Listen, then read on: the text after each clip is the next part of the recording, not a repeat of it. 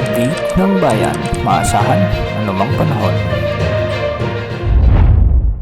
Magandang gabi po sa ating lahat.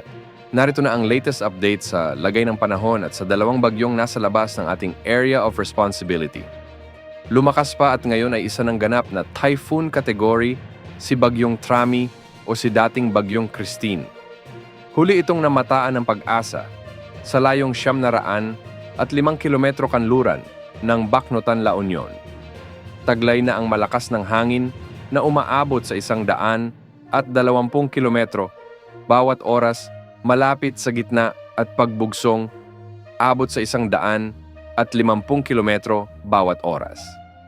Sa ngayon ito ay kumikilos ng 25 kilometro bawat oras ng pakanluran. Sa mga susunod na araw ay mapapanatili nito ang kanyang lakas bilang typhoon category bago posibleng dumaplis sa eastern coast ng Vietnam.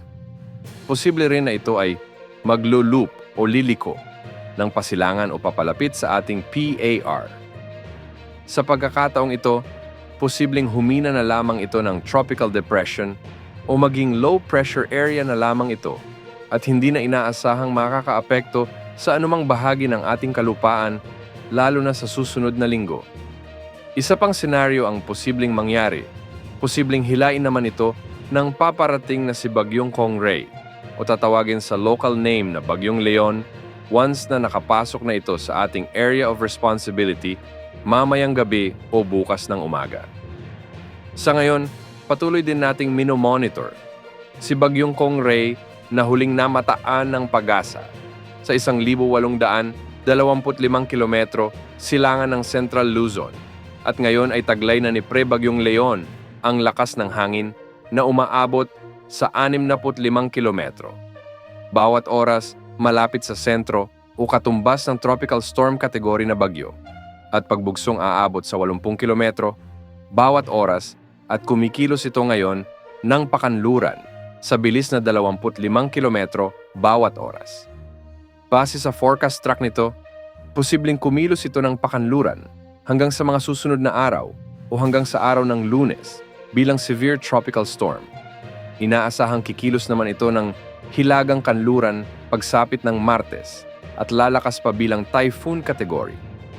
Bahagya itong lalapit sa silangan ng Northern Luzon pagsapit ng Miyerkules at inaasahang makakaapekto na ang outer rain bands nito sa extreme Northern Luzon at posible sa ilang bahagi pa ng Northern Luzon. Hindi naman nakikitang tatama ito sa bansa. Dahil sa papalakasin nito ang southwesterly wind flow, inaasahang magiging maulap hanggang sa maulan muli ang malaking bahagi ng Visayas at Mindanao kasama na ang ilang bahagi ng Southern Luzon sa mga susunod na araw. Ngunit sa ngayon, dahil sa unti-unting paglakas ng southwesterly wind flow o ang basang hangin mula sa timog kanluran, magiging maulap na may mga kalat-kalat na pag-ulan na sa Western Visayas, Negros Island Region, Zamboanga Peninsula, Occidental Mindoro at sa Palawan. Makakaapekto naman ang mga localized thunderstorms sa bahagi ng Metro Manila at na 10 bahagi ng bansa. Yan ang update sa lagay ng panahon. Ito po ang weather update ng bayan. Maaasahan anumang panahon.